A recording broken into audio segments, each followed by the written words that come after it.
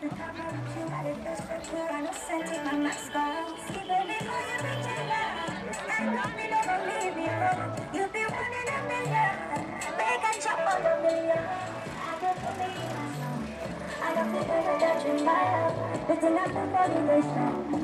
just sit on me, boy, my love.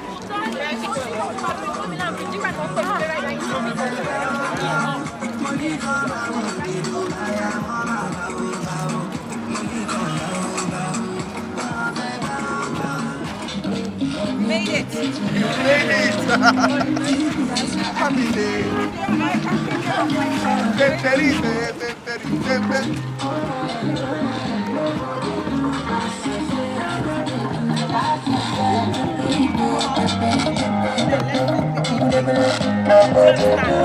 Fix it like four.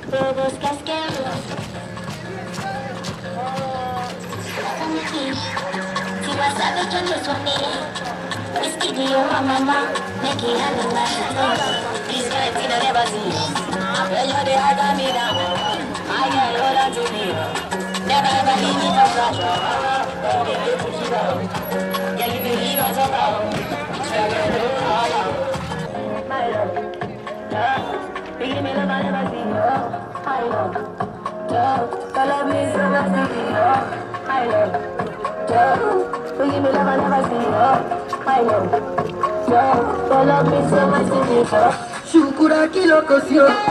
If not you,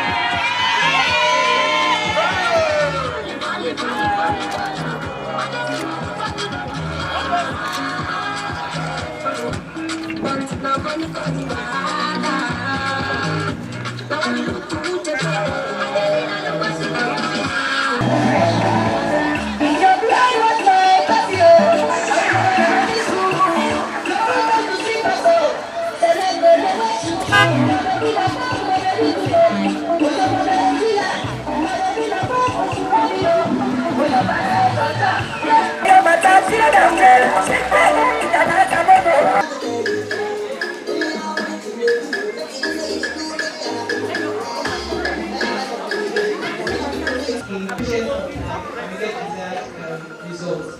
I met Oke, I met Esther, is Daniel, and is David. Even though I might preach anything, but me alone, I can't even do anything. But especially when I'm working with moms, and I find that there are things that we can change. I find that all of us are really in the same boat. So seeing everyone here, I really, really appreciate it because this goes a long way. Because this is not just about us, this is also about like the future generation. Whatever change we make now will be like a ripple effect to our children and to our children's children. So the aim of this year's event is Foundation of Life. And the reason, I'm so happy about that because we're going to be going into depth. But the reason that we're going this big is because we really need to create more awareness. Like at this time, I don't know how many of you know this, but Nigeria has like explicit breastfeeding rate of 3.7%. So that's still very low. The aim is just to increase that number, create more awareness, because there's one thing that comes with us all breastfeeding. So I'm a mom, but I might feel maybe I can only do 3 months. But when I see another mother, I might be motivated. But when I see a group of mothers doing this, and these are people like me, then I'll be strongly encouraged to attempt to breastfeed my baby. And that's really what I want us to come to a place that we can all really breastfeed our babies. We are equipped with the knowledge that irrespective of the hurdles we come across, we know how to get through it. So once again, I just want to thank you all for coming, and I just hope you are all you get something that you really appreciate coming here. I don't want you guys to go empty-handed. So please just be open to absorb everything. Feed me, mother, feed me with breast milk. If you feed me with breast milk, I will grow to be your joy. I will grow to be the nation's pride. Mother, feed me with breast milk. And to the daddy,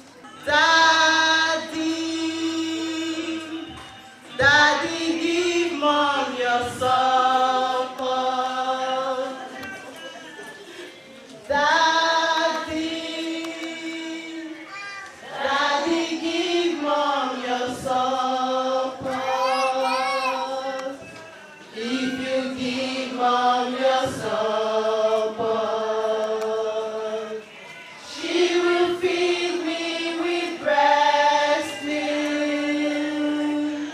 I will grow to be the nation's pride. Daddy, give mom your support. So we'll do this for doctors and for friends and all that. And to the doctors, doctors, give mom your support.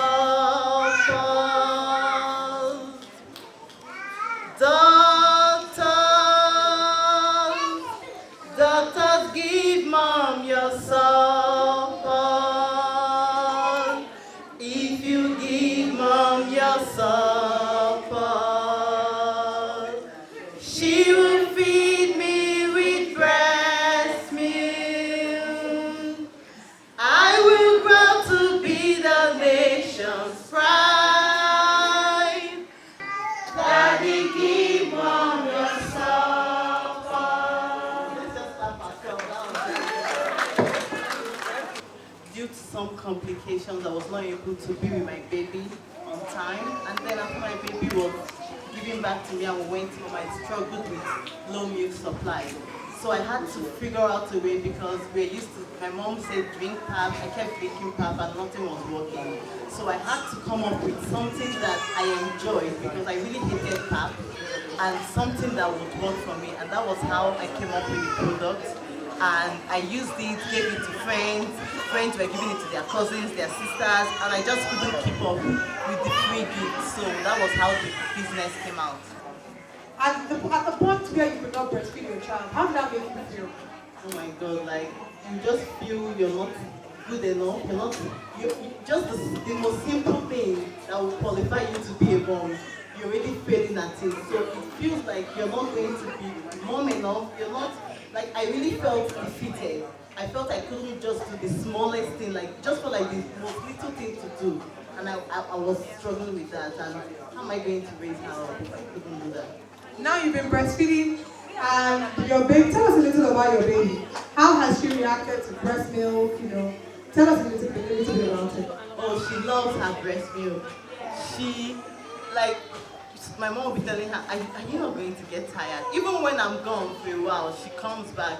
So now she'll be turning 2 next month, and she's still breastfeeding. Like, she will just come, now it's more embarrassing because she'll come and pull at my clothes, and she will keep pulling her teeth till she's able to feed herself. So really, like, I look at her and I appreciate all the effort because she's very healthy, she's very active, and she's such a smart girl for her age.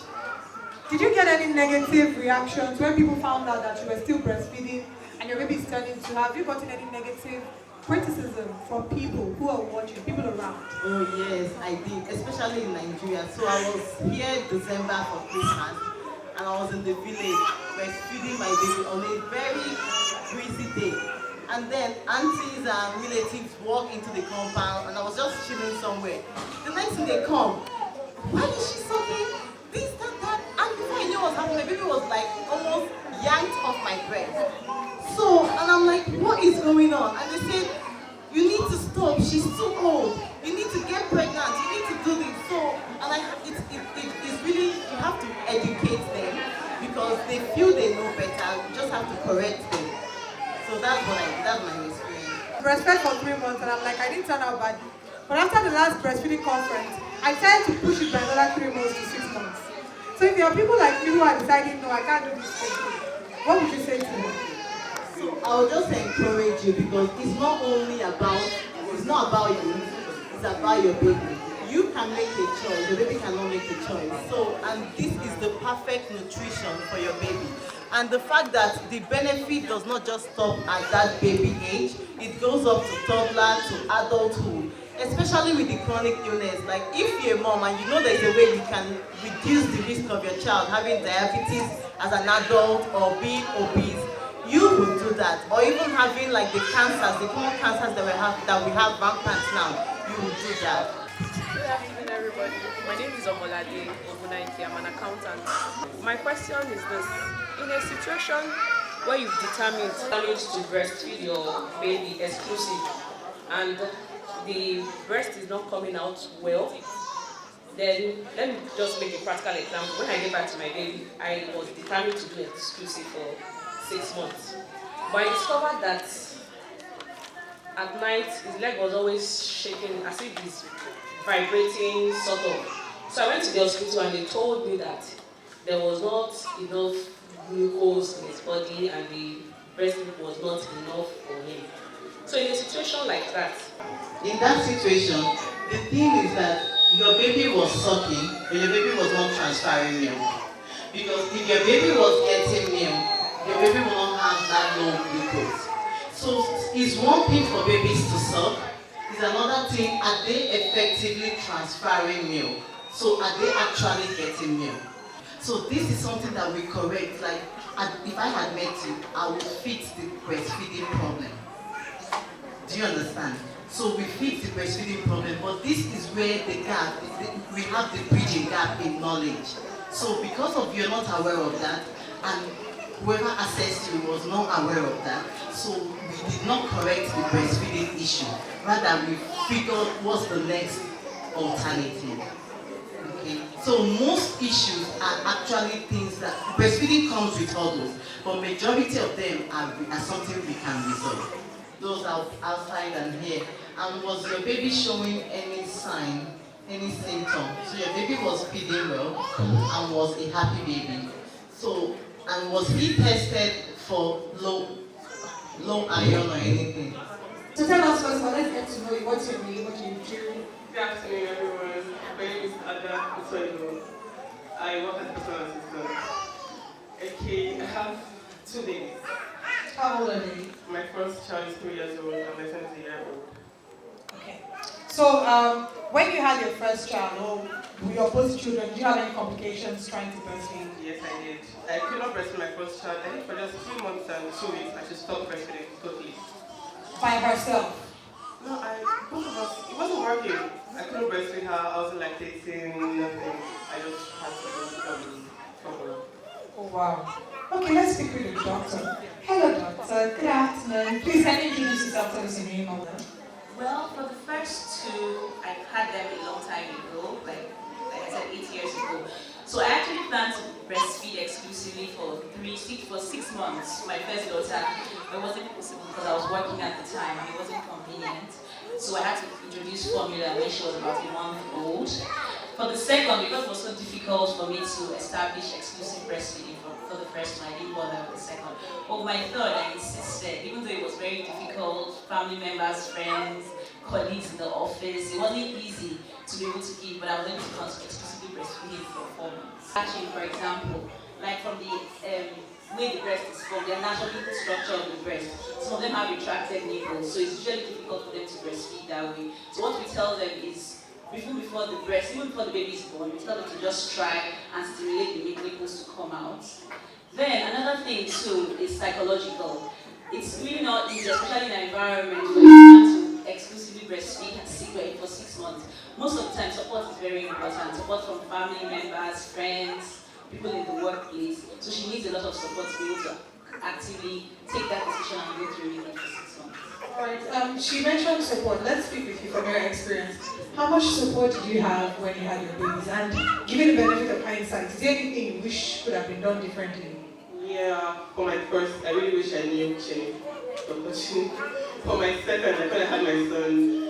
A month here, I started again, I was lactating properly, and then I met her on Instagram. And that's when I saving grace. And I was able to breastfeed my son exclusively for 5 months before I introduced something else. And we did a year, 3 months. I breastfed him for a year, 3 months. So I just stopped myself. So it really was. Then I got so much support from her actually, and it was determination actually. I really wanted to do it, and I'm happy I met her. So it worked. Breastfeed because of 2 children, so it's a bit difficult. So what are some of the myths and facts surrounding breastfeeding so that we can debunk them? The breast milk for a woman that has 2 children will be adequate if she's determined to breastfeed her baby. The body realizes that this woman has 2 children or more and produce enough breast milk to be able to give the babies their desired quantity. Alright, and what are some of the other myths? Myths surrounding breastfeeding, and can you think of any? Or is there anybody in your life that wants to share some with us? Okay, they can, but like here, some people now, a lot of people believe that formula fed babies are usually bigger in size than exclusively breastfed babies. I think that's a myth. Because if you breastfeed your baby properly, not all babies, of course, constitutionally are meant to be very fat. So when you start to exclusively breastfeed and the babies don't get as fat as other children, people tend to tell you, okay, stimulate with formula. But believe me, if you can if you can stick with it for the length of period that you can exclusively and you're determined, your baby will be as healthy. Because the most important thing is the health of the baby, not the look. That's one thing that women should be aware of. It's not by how fat the baby is, it's about how healthy the baby is. So that's the most important thing here. Is there really any correlation between? Well, for a woman who is breastfeeding, normally she's not supposed to overeat because the body can produce enough as much as the baby needs. But they would say she can just slightly eat more than maybe about 500 calories extra than what she normally eats, but she not go overboard with her diet. So, for those of us who have been saying I'm breastfeeding, give me Canadian and everything. With your first child, you couldn't breastfeed as much. What would you say were some of the advantages you noticed in your second child that you could breastfeed as much with? Okay, now I'm talking about baby's weight gain, like she said. My second child is actually plumpier than how my first child was when he was his age. When she was his age, yes, is bigger, which that's what I'm talking about, really big and stronger. So I think he has really a lot of advantages. And trust me, breastfeeding is easier. Having to pack so many bags, it's cheaper. That's the most important thing. Because formula is actually expensive. Very expensive, yes. That's very affordable. Breastfeeding is very affordable. It's easier. When you're just breastfeeding your baby and you're going out, you just have yourself. But when you're going out and you're having to feed baby on formula, you carry so many bags and every of us know how it is. I've heard some people say, I don't want to breastfeed for long because I don't want my breast to fall. How true is that? Or what are the sides to that story? Well, that is a myth too, because even if you don't breastfeed, no matter what, as you grow older, your ligaments will begin to get weaker.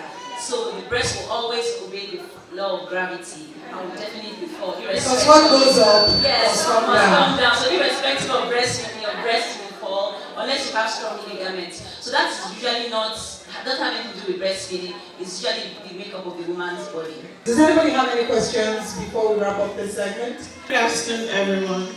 Okay, there is this popular myth about breastfeeding that breastfed babies are more brilliant than the formula-fed babies. So I actually want to know, is that actually true? Most of what they're taking is natural. So it actually is. Studies have actually been shown to prove that it's true. And she apparently she just started taking a pacifier. Right from when I gave birth to her, she doesn't pacifier, bottle, I express her all. I noticed she doesn't take it.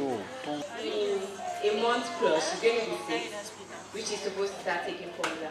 So how do I go about it? Introducing bottle to her since she hasn't taken it right from birth. The baby on the other breast, even if it doesn't seem to be producing initially, once you continue to insist and continue to feed the baby on that breast and to stimulate more breast milk. So that's the only treatment, remedy for that. We are very grateful that you were kind enough to share your experience with us.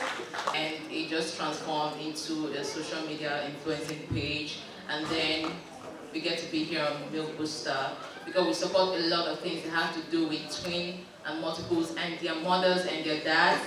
We come up with events that celebrate our race. We come up with fashion styles that celebrate our race, and very soon we'll be launching the brand for Twins and Multiples as a fashion line. So thank you very much. That's it. Being, a working single babe, and then you became a mom, and life changed. How was it for you? What were the changes that you experienced, and did you envisage these changes? Of course, definitely, we have to grow. So, but life didn't change basically because, like her, he goes with me everywhere. So, we're in the same team, right? I work for myself. If I'm going for a red carpet event, any job, he's right in front of me, standing with somebody, of course. So I see him, I breastfeed 24/7. Any opportunity I have, I breastfeed. I just pop it out. Some people tell me I'm one of those mothers that don't hide to breastfeed. I've never hidden to breastfeed. Even parents of people, I might be having a meeting, I was still breastfeeding, parents of them. And they'll be like, I'm like, you can talk, I can listen. We're still talking. He's quiet, he listens too, so I'm breastfeeding. That's what my duty is. I'm a mother, so I have to do what mothers do. Have you gotten any negative reaction when you started to breastfeed in public? Of course, like, you want to cover your breast over. I'm like, no, it's fine, I like it. It looks good anyway, and the breast is good. I want to breastfeed, so I don't explain to anybody. It's my child, I should do whatever I want to do. I'm a mother than every other person's, right, that associates. And do you experience any criticism? I'm asking this because we know that there was a time, there was a movement on social media, people saying that if you want to breastfeed your child, you should cover the child, you should cover up because you don't want to tempt some people and you don't want to look gross. And that is a child's food you're talking about. So, have you experienced any criticism while breastfeeding and how were you able to handle it? Let me quickly say this though. Like, there's an experience I had one day. I was driving with the baby and my nanny at the back. So we've been on the traffic for so long, and it happens to be those periods I'm doing exclusive. So we pulled over by the roadside to breastfeed. I have to take the baby, started breastfeeding. Before you know it, women, 2 girls, they passed us, they saw me. The next thing they came back, they pulled out their phones to take me picture. Luckily for me, my nanny was fast enough to see them. She just jumped down from the car and heard them. What were you trying to do? And me, immediately I saw what was happening. I jumped down. I didn't notice that. I've not really fixed my breath. It was funny and it was embarrassing, So, but thank God, God saved me, and there were not so much people there. And before you know it, you know what people do these days. Nobody is interested in helping you to fix whatever that is happening. Everybody is just interested to take pictures and post on social media. And I was like asking them, grown-up girls, mature girls, that they might be older than me, And I'm like, what were you guys trying to do? You saw a mother breastfeeding her child, and what you could do is to pull out your phones to start snapping pictures. Was I doing anything wrong? Before you know it, okay, there was a guy, all this towels hanging around. The other one started insulting me without even knowing what was going on, because maybe they saw my breast and all that. So it was really so embarrassing that day. But what can I do? It was for my baby. He was really crying. So for your baby, you have to take anything that comes, because you brought these babies into this life, into this world. So you really have to be there for them. Anything for the baby. If we appreciate that effort, if we appreciate that fact, then we would not feel uneasy when people look at us with disdain or look at us with some gross looks like, oh my God, why is this person breastfeeding outside? That's someone's food. So if you're not ashamed of the kitchen to prepare a meal for your husband or your friends, you shouldn't be ashamed of your breast, because it's preparing the food for your babies. That's all I have to say. He knows that the baby comes first, but I don't even need to explain to him. I just breastfeed my baby. Yes, men can never understand, that's the truth. They can never understand what it takes to be a mother. They can never understand what it takes to be pregnant or do anything, no matter how they try. So I think a lot of women pay more attention to the man than the process they are in. Just do your bit, do what you have to do, breastfeed your baby. Don't listen to him, because at the end of the day, he can't breastfeed. And that's one thing they will never be able to explain to you. It's talking about sex, they already know what it means. You know what it means, but they cannot talk about that. I don't have a problem with my husband. I used to be one of those people that was, I will breastfeed for only 3 months, so my breast will fall. But the breast is not falling. Moreover, I I feel like if it falls so hard, she'll still package it with good grass. I don't care about it falling. I just care about looking good, taking care of my baby, make sure my baby has the right nutrition, I eat properly, because it's not just about breastfeeding. I eat properly to breastfeed well, and thank God for the milk booster. It really helped me a lot. It really helped me. I ate the cookies. Oh God, I ate a lot. We never mysterious. In short, I think we were born to be mature, funny enough, because we never gave issues. I can remember being 3 years old. I have very bad memory. I can remember every single thing. So we have an advantage and disadvantage, because when they have the copy of set 1969 December. No, but we never gave issues. Funny enough, my parents documented our growth stages. So we saw ourselves as babies, we watched videos and all. We appreciate that. I think that's what mothers now do, to just breastfeed them at the same time. There are not much challenges. We didn't give any problems, especially when you are lactating enough. You will not have problems. You can feed 4 children at the same time, quadruplets, quintuplets, anyone you want, you know. Then secondly, you know, this thing is gym now. Our gym is calm, so I just calm. But I mean, you have a gym that yeah, your children will be flipping up and down and dancing and just but they never cause any confusion. We're straightforward with children, you know. Just cool like that. Okay, so those are what's happening. And I know the Lord will answer my prayer. Amen. But first of all, by the time we're Sure, you're joking about that. I'm not joking, that's why I took time out to take care of my sister's first son. So that when my time comes, how many of us agree that by this time next year, first stage will be that she will come here with her own books, come and share her own breastfeeding story. Amen. So thank you so much for joining us, ladies. Does anybody have any questions before we move over to the next item? Sometimes she has took her position as a full housewife who was required to, take care of the home, fulfill her rights to her husband as a wife, and also, work at the farm. Okay, so she carried on with these activities for a while, and then she got pregnant, according to their culture. Likewise, it was a test of manhood for a man to have a wife and give back to the son. Okay, so this went on, and then during that pregnancy period, she was involved in a lot of hard work. She was involved in a lot of activities in the house, and then she lacked emotional support from the husband, who was always away because he was a coal merchant. Okay, so after she gave birth, about a week after she gave birth, although they noticed after she gave birth to the child, the delivery was eventful. It was very eventful because it was also a cultural norm that whenever it was time for delivery, a woman who was about to go into labor will be taken and isolated in a room and left alone in that room. She'll be locked up in that room and then allowed to go through child labor on her own without any medical care or emotional support. And then after she's been able to do that, at the cry of the baby was when they will open the door and then help her get the baby and clean and pack the baby and try to clean her up. So that was like the cultural norm. So she went through all these phases without emotional support from the husband, who was always away, just like I mentioned. And then about a week afterwards, they had already noticed that she was behaving strangely. She wasn't breastfeeding the child. She was, keeping her distance from the child. Okay, no care, no breastfeeding. And then at the point, they started to force her to breastfeed. And then 2 weeks into childbirth, this particular lady tried to strangle her baby. Okay, so she was right in the act, trying to kill the baby before I think a relative walked in and then rescued the baby from her. Okay, so after all of this was done, she was brought to a mental facility. Eventually, she had become psychotic. Okay, and then we had to reprimand her for a very long time. So that was how that story went. And eventually, the conclusion of the family of the husband was that they would have to return her to her people. Apparently, they concluded that the family had lied about the fact that they had madness in that family. Okay, so that was their conclusion. That madness was in that family, and then she's not fit to be their wife anymore. So that was how they concluded over that story.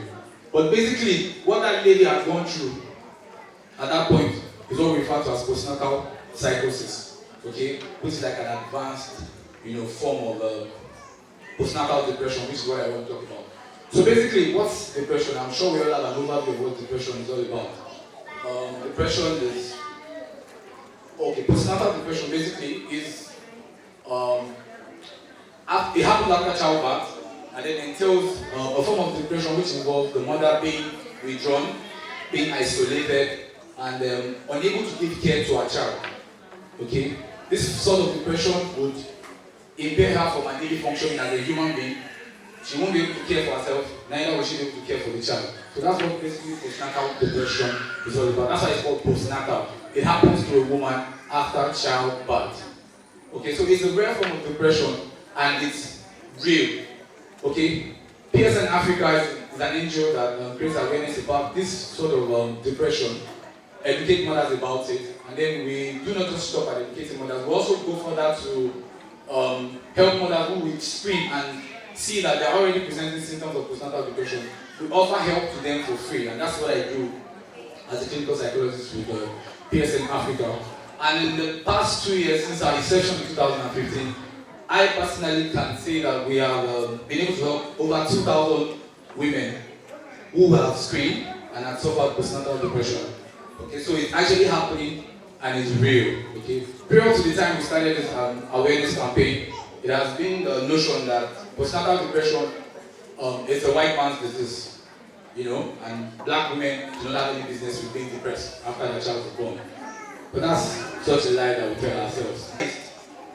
Okay, that a major causal factor for postnatal depression for black women, because I like to use the word black women, since we initially thought that we had no business with postnatal depression, okay, is that just like I said, the major causal factor is lack of emotional support and social support. Okay, lack of emotional support, particularly from the husband, the partner, or the spouse. Okay, this is a key factor for a woman who's going through the pregnancy stage. I mean, the trimester of the pregnancy. Usually, you would go for help. I mean, ANC, antenatal clinics, and the likes. You will get medical care. But it doesn't just, we have realized over time that it doesn't just take this medical care, quality medical care, to help a woman beat postnatal depression. Okay, in a case where a woman has quality care and she does not have solid support from a caregiver, you know, the likes of the husband, relatives, and the like, she might be predisposed or disposed rather to becoming depressed after a child is born because of the different levels of hormonal changes that she will experience. Okay, and a whole lot of changes that will be happening to her body and the stress, coupled with the stress. Okay, she might not be able to cope with this on her own. Okay, so she will outrightly need the support of a loved one, maybe the husband or the partner, as the case may be. Okay, in order for her to beat postnatal depression. So lack of that emotional support we have understood it to be a causal factor for postnatal depression. Okay, and like my friend will often say, whenever she's pregnant, she doesn't use the word "I am pregnant." She always says, "We are pregnant." Okay, meaning that as she's pregnant, her husband is also pregnant. Okay, so every activity that she gets involved in during her pregnancy, like going to ANCs, going to the hospital, exercising and all of that, she ensures that she does that with her husband. Okay, so moving on, I encourage us to adopt that too. Okay, get our husbands involved in all of the activities that we do during this stage. Expectations from the mother. Now, this is one thing that mothers do to themselves, which I would like to emphasize more.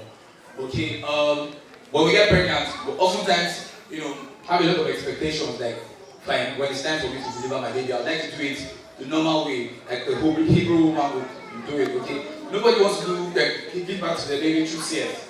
I mean, I don't know why when they hear the word CS, I mean, it appears to be a cause in this part of the world, and I'm surprised because out of Nigeria, out of Africa, it's like a norm. They do it on a daily basis. It's not such a big deal.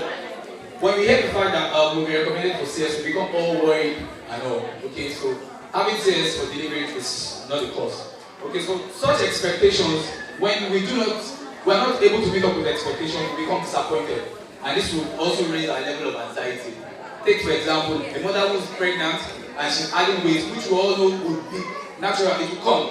Okay, there will be baby fat and the like. Okay, but she's expecting that by the time she delivers her baby, she would go back to her figure 8 that she used to be. It will not happen automatically. Okay, so that's one form of expectation. Now, when the mother doesn't get this outrightly after the child is born, she becomes disappointed, and anxiety begins to build. In the sense that, you know, the way our mind works, You know, sometimes when you're vulnerable, your mind will play tricks on you. Okay? And then now you begin to wonder like if you're attractive as you used to be, if your husband is not seeing you the way he used to see you, and if he's, you know, out there, I mean, hooking up with someone else, all of these things will begin to build, and before you know it, you're becoming depressed, and you're becoming withdrawn. Okay, so expectations from the mothers is another factor that we realize disposes them to postnatal depression. Now, aside this, we all know the main causal factor, which involves financial incapabilities. Okay, situations where we're not able to meet up with the required level of quality care that we're supposed to have, maybe due to financial, incapabilities and the likes. This also can predispose us to becoming depressed after our child is born. In terms of postnatal depression, fortunately, I came with some handbills which will be given to every mother present here today, so that we can further read and understand postnatal depression. Okay, so what are the major symptoms of postnatal depression? Now, there's anger. Okay, now let's not forget the fact that postnatal depression doesn't just happen outrightly when the child is born. Okay, the process would have been ongoing. Okay, during the stages of pregnancy. Okay, now the fact that it comes into full-blown state after the child is born doesn't mean that it started when the child was actually born. Okay, so part of the symptoms will include anger, weeping spells. Mothers who are already presenting symptoms will oftentimes cry and will not even understand the reason why they are going through. Okay, they will oftentimes cry. When you ask, "Madam, what's actually the problem?" they won't be able to tell you, "This is my problem. This is why I'm actually crying." But they will consistently cry, and at the end of the day, we find out that the caregivers become, tired and irritated by this, cry. Now, aside that, we have guilt.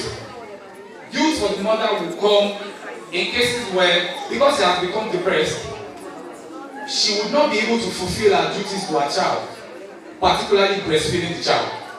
Okay. Now, because she's not able to assume this position, she becomes sad. Okay, about the fact that she's not fit to be called a mother. Okay, now aside this, she would also feel guilty about the fact that she's not able to assume her position as a wife to her husband. Because oftentimes, when they become depressed, they have low level libido, which would actually not make them interested in having sex. Okay, so that's also another factor. They will not be actually interested in sex, which will leave the husband wanting. That's a challenge on its own. They will not be able to feed the child as well. Okay, this is another challenge entirely. Okay, so all of this will amount to guilt, and in severe situations, this guilt might drive her into suicidal ideation. Okay, suicidal ideation in the sense that she will opt to want to just take her life because life is not worth living anymore. Okay, so that's one of the symptoms. Moving on, she would experience loss of appetite. Now, there are two dimensions to the loss of appetite. It's either she doesn't eat at all, she loses weight and becomes unfit to even feed the baby. Okay, or she would overindulge in food. Okay, usually when the person is depressed, they oftentimes just opt out for that one single thing that brings them pleasure.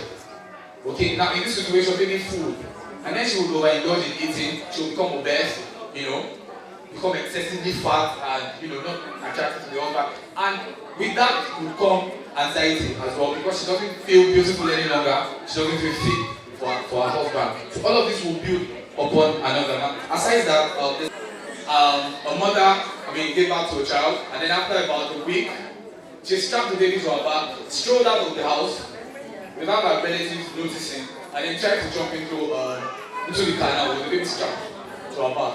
Okay, but luckily she didn't succeed with that mission. Okay, so sometimes it gets to a level where they begin to contemplate suicide, and if we are not careful, it might happen. Okay, so moving on from that, we also have mood swings. I mentioned previously earlier, mood swings in the sense that she might be cool today, she might be smiling today, and then the next minute she's all cranky, and it's difficult to be able to tag along with such a mother because you do not understand the reasons why these things are happening. Okay, so before you know it, she's isolated because she would, actually do away with the people that are giving care to the child, helping her with the mobile system. Eventually, she will be isolated, and this won't be good for her. Okay, so aside all of the symptoms I mentioned, there are treatment measures that we give out at PS in Africa, which includes psychotherapy. This is the major form that we use to help mothers, reorientate them, help them modify their thoughts about themselves, about their baby, and at the end goal will be that we'll be able to help her modify her behavior towards the child and then towards our relatives. So psychotherapy is a major form of treatment that we teach out to mothers after they have been screened and we realize that they're experiencing postnatal. So why is this important? So when we're trying to build a house, when you're trying to build a house that you don't, build on a solid foundation is definitely going to collapse. So going back to our foundation, we're coming back to our baby's nutrition. So when your baby is in the womb, your baby is getting the best. You're eating healthy, you're eating the right food, and it's just going through your body straight to your baby. And then your baby comes out into the world full of germs, full of everything. We are meant to continue with that right and perfect meal, because the reason for that is that it's the foundation. What we give our baby then plays a huge role. Most of us don't know that what our baby gets the first day, the second day, the first 6 months has an effect even up to the adult life.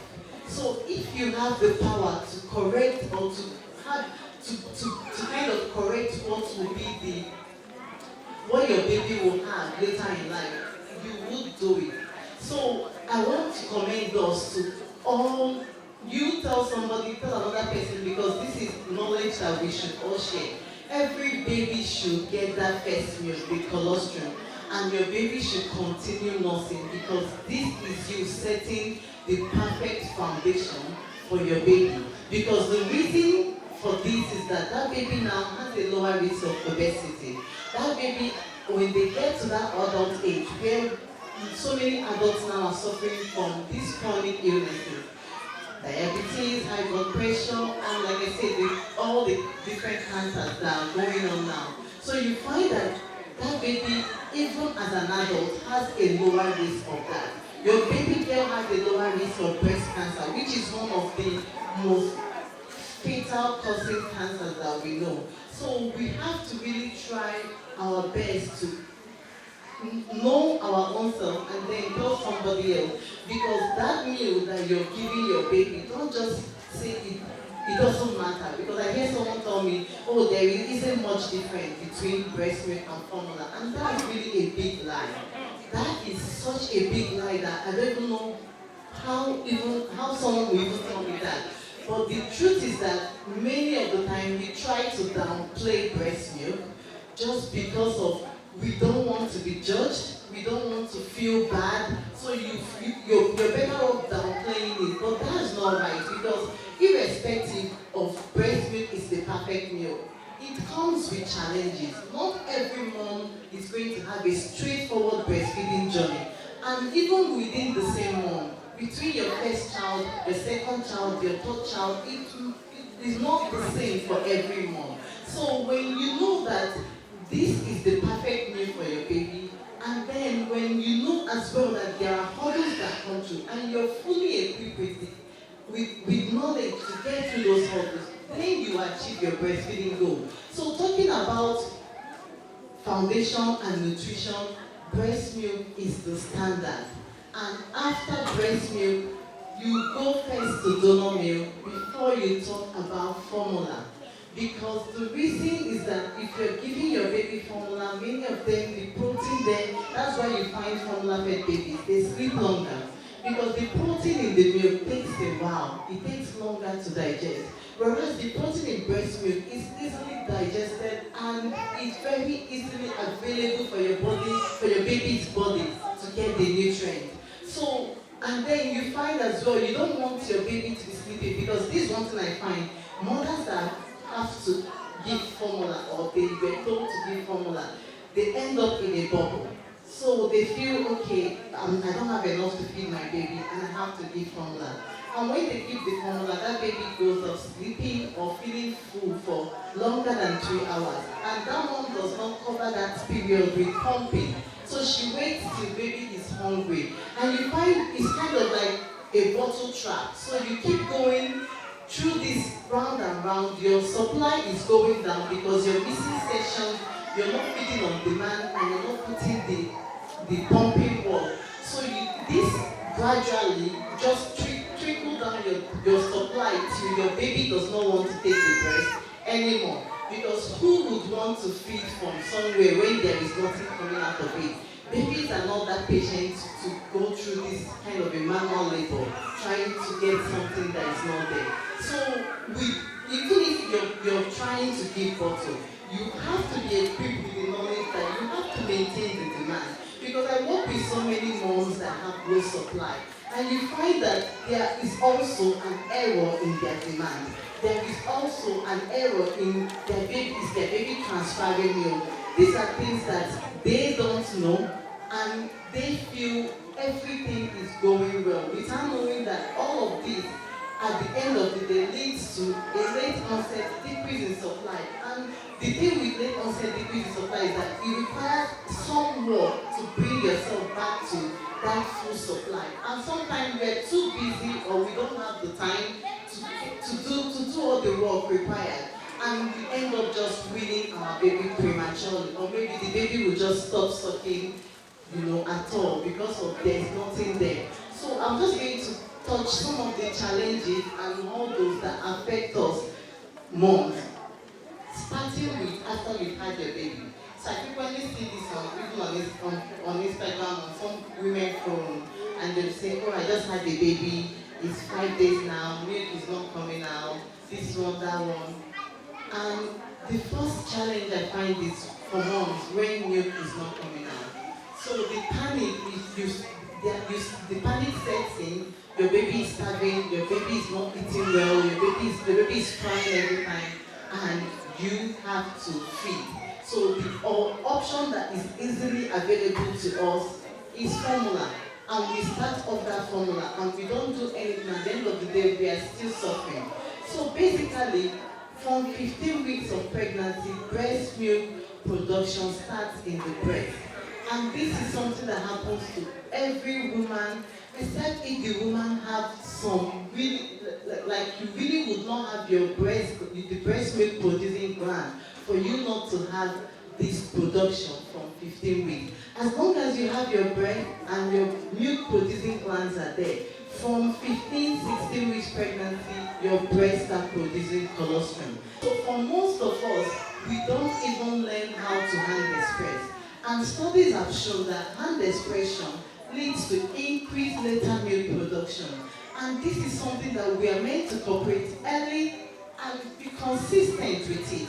So as I'm going around doing all these whole things during this week, I'm also trying to educate healthcare professionals, because I find that there's just a little bit of gap as well in the knowledge that we know. Because if you have your baby, if it's the standard practice that every woman that gives birth, her baby is put on her chest, and that baby is made to have that skin to skin and latch within that first hour, maximum 2 hours, you find that that baby, because one of the benefits of skin to skin is it will lead to a very much earlier milk coming, cocoa milk coming in. So, but many hospitals don't have that practice. We give birth, our baby is weeks away for cleaning, for weighing, after stool tests and all that. And by the time baby is coming to the mother, 2 hours has gone. So it's something I also want we all to know, that no matter the hospital you're giving birth, always make sure that you know what their policies stand. Are they a baby-friendly hospital? Because baby-friendly hospitals would encourage you to have your baby on your chest within that half an hour to 1 hour after you've had your baby. Because once your baby is inside there, that's the perfect position. Once they're out, it just comes straight to the mom. Because many babies, they have the instinct. If you allow them and keep them on the stomach, they will crawl. There's something called breast crawl.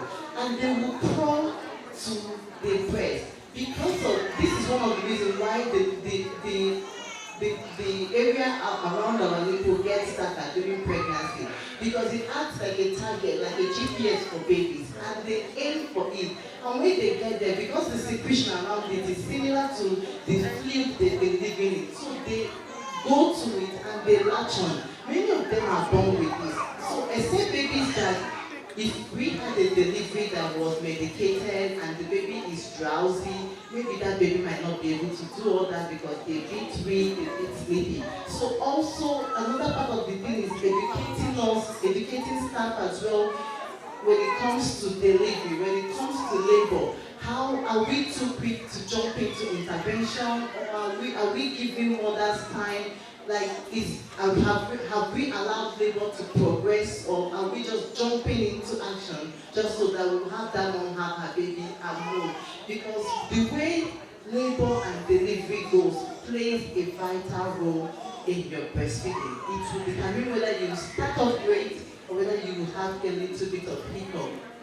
So always know that once you've had your baby, that milk that has been sitting in there, if it did not leak out, which is something that doesn't happen to everyone, if it did not leak out during pregnancy, once you've had your baby, it seems like the pregnancy hormone, after you've had the baby and had the placenta delivered, your pregnancy hormones drop.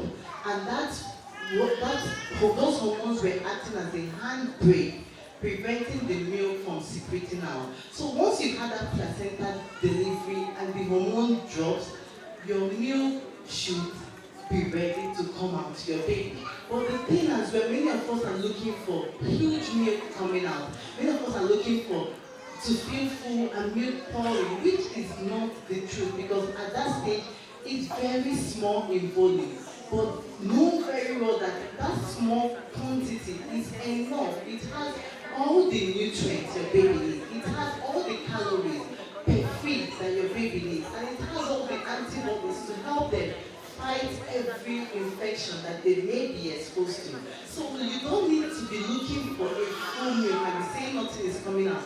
And if after 24 hours, you are very good at hand expression, you know that you're not having engorgement or anything, and you're not able to press out a drop of cholesterol, please seek for help. Because most of the delay we have in milk not coming in goes back to latching. Babies are good at latching, but many of the times the relationship between the kind of nipple or the breast the mother has and the way the baby is able to latch on, or maybe the intervention we had that is the mom is feeling engorged, her nipple has gotten flat or is inverted. Whenever there is all those kind of things can cause a hiccup in maybe being an effective loss to effectively loss. So if after 24 hours you cannot press out even a drop of colostrum and you've been nursing your baby on demand or at least every 2 to 3 hours, please seek for help, because sometimes our baby might be on the breast but they are not transferring milk.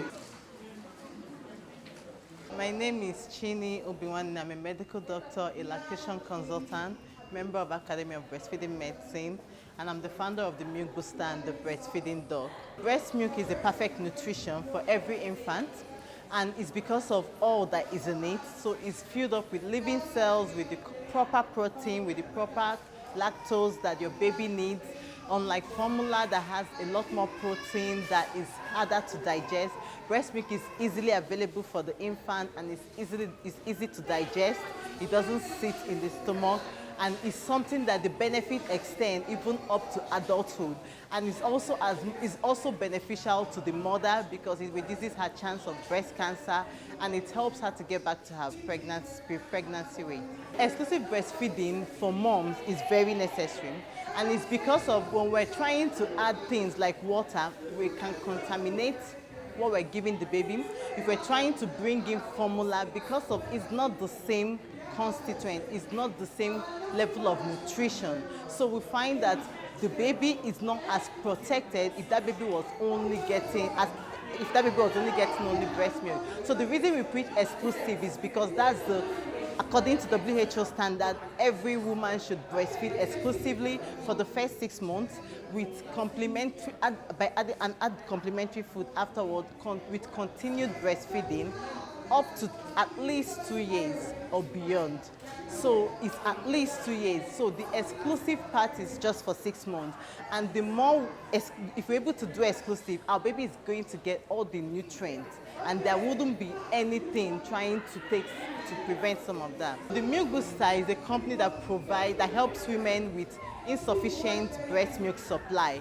So it helps increase the milk supply by eating, they have products, cookies, granola, smoothie mix that mothers can take in addition to their healthy meal, and they will notice an increase in their breast milk supply. Mothers, continue to breastfeed your babies. You're doing the absolute best for them, and you are doing an awesome job.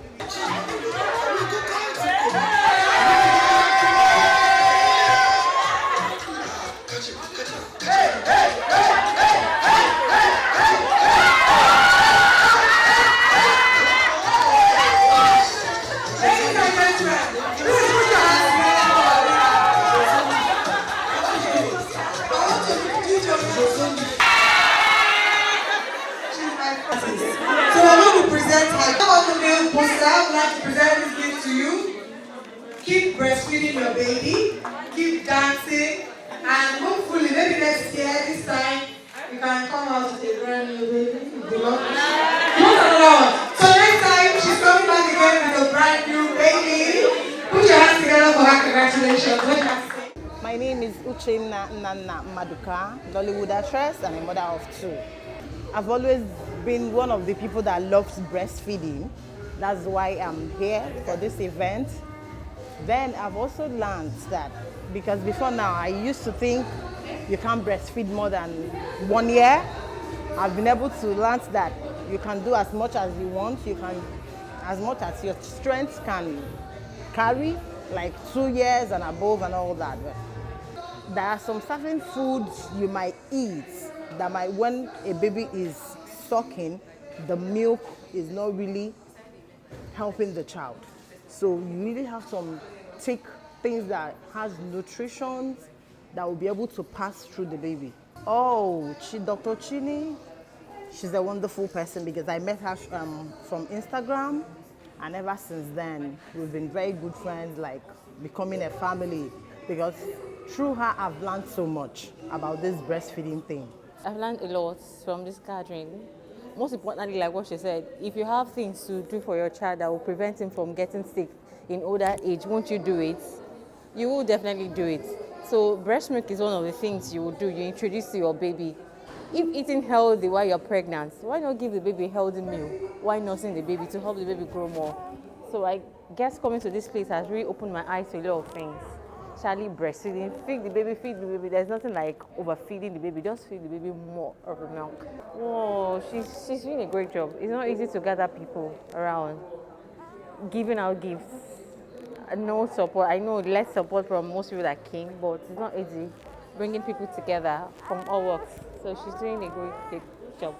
Like I said earlier, like she said, if you have a thing to do for your baby to ease off sickness in older age, when to do it, you definitely do it. So breast milk is the foundation, so you start with breast milk. My name is Adedoyin Leyemi. I'm a legal practitioner. I learned mostly about low milk supply, solutions to that you need to continue to breastfeed your babies within 3 hours or 2 hours interval. That way you don't have low milk supply. That I was able to get. I'd learned other things on Instagram on the Milk Boosters page already. Yes, I think it's a very good innovation, because most people, when they get frustrated about breastfeeding, they just switch to formula or alternative supplements. So this way, apart from the product we've learned about and other tips, people now know that even if you have challenges breastfeeding, there are other ways to go about it, and then you can always pull through being a successful mother. I had low milk supply at a point. I thought there was a problem, so I thought drinking pap all the time was the solution. I didn't know that it was continuous breastfeeding. So if I continue to breastfeed my baby instead of just using the bottle at breastfeeding sessions, I'll continue to have, increased milk supply. That's what I've learned today. My name is Edith. I'm a teacher. I've learned that while I breastfeed, I can actually lose weight. So I should not be scared of breastfeeding because I'm going to gain weight. So actually breastfeeding makes me lose weight.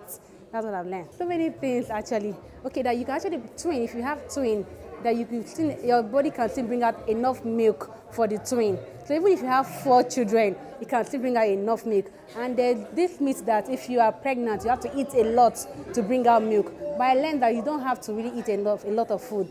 You just need to have maybe eat good quality food, and then your body will still bring out enough breast milk. Wow, it's very fantastic. This is my first time attending, and I really want to attend for every time they do, because it's an awareness they create for nursing mothers that they should breastfeed happily and anywhere and at any time. So it's a very good one. I really pray that God will give them more grace to do more. My name is Leemi Damilare.